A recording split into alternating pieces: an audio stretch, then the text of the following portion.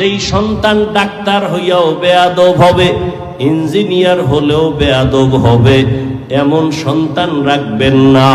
সন্তানকে বারবার বুঝাইবেন, রে সন্তান, আমি তোর মা, জীবনে একটা আবদার করে যাই, কোনদিন জবান দ্বারা কাউকে গালি দিবি না, কারো হক নষ্ট করবি না, কোন মুরব্বীদের সাথে বেয়াদবিমূলক আচরণ করবি না। এভাবে যদি স্বামীকেও বুঝাইতেন, আপনার স্বামী তো ফেরাউনের মতো খারাপ না, আপনার স্বামী তো নামাজ পড়তে বললে আজ না কাল পড়তো। আপনি যদি বলতেন, স্বামী আমার, মা বাবার আদর ছেড়ে তোমার ঘরে আসছি, খাইয়া থাকলেও আসি, না খাইয়া থাকলেও আসি, তোমার কাছে আমার দাবি, জীবনে হারাম আর অবৈধ টাকা ঘরে আনবা না, হারাম টাকা খাইয়া রক্ত নাপাক করব না, সন্তানের রক্ত নাপাক করতে দিব না। এইভাবে যদি আপনার স্বামীকে, জান্নাতের ভেতরে তোমার পাশে একটা ঘর বানাইয়া দিও।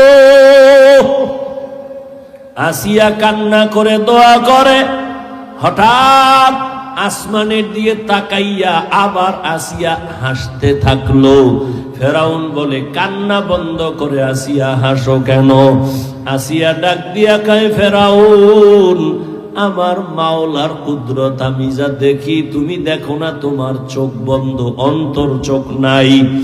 আমি তাকাইয়া দেখতেছি, যেই জান্নাতের ঘর বানানোর দোয়া করছি, ওই জান্নাতের ঘর আমি দেখতেছি, সরাসরি দেখা যায়।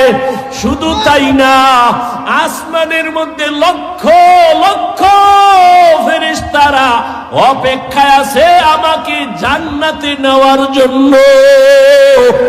আমি দেখা খুশি, তাড়াতাড়ি আমাকে ফাঁসি দাও। আসিয়া হাসতে হাসতে ফাঁসির মঞ্চে চলে গেল। জান্নাতের চেহারা ছবি দেখা হাসতে হাসতে চলে গেল। ও পর্দার আড়ালের আম্মা জানেরা, মনে কি চায় না একটা ভালো ছেলের মা হইয়া কবরে যাবেন? আপনার সন্তান ডাক্তার হবে, ইঞ্জিনিয়ার হবে, প্রফেসর হবে।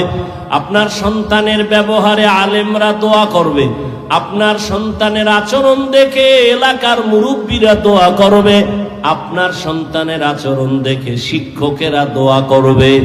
এমন একটা সন্তান যদি ডাক্তারও বানায় যান, ওই সন্তানের কারণে আপনিও দোয়া পাবেন। ওই আদর্শবান সন্তান, এমন সন্তান রেখে যাবেন না।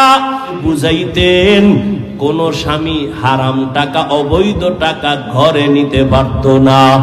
হারাম টাকা খাওয়াইয়া যেই সন্তানের বড় বানাবেন, আল্লাহর কসম, ওই সন্তান কোনদিন মা বাবার পক্ষে খেদমত করবে না।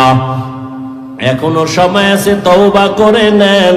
আপনার মতো কত মা, কত বোন পর্দা করে, নামাজ পড়ে, হালাল ভাবে চলে, স্বামীর মাল হেফাজত করে, মোবাইলে চরিত্র বিক্রি করে না, নামাজও ছাড়ে না। আপনারা কেন পারবেন না মা বোনেরা?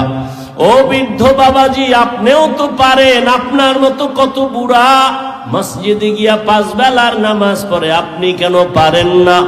ও যুবক, তোমার মতো যুবক র‍্যাব, আর্মি, পুলিশ, বিডিআরের চাকরি করে, ব্যবসা করে, অভাব নাই, স্কুলে পড়ে, কলেজে পড়ে, 5 ওয়াক্ত নামাজ পড়ে, গাড়ি চালায়, ড্রাইভার, নামাজ ছাড়ে না, মা বাবার সাথে বেয়াদবি করে না, শিক্ষকের সাথে বেয়াদবি করে না, উলামায়ে কেরামের সাথে বেয়াদবি করে না।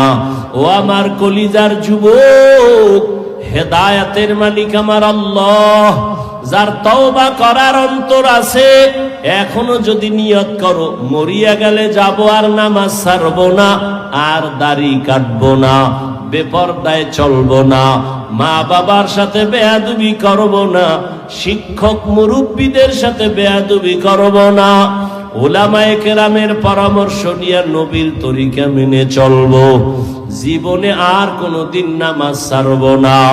তোমার মতো যুবক যদি চাকরি করে, স্কুল কলেজে লেখাপড়া করে, নামাজ পড়ে, তুমি কেন পারবা না?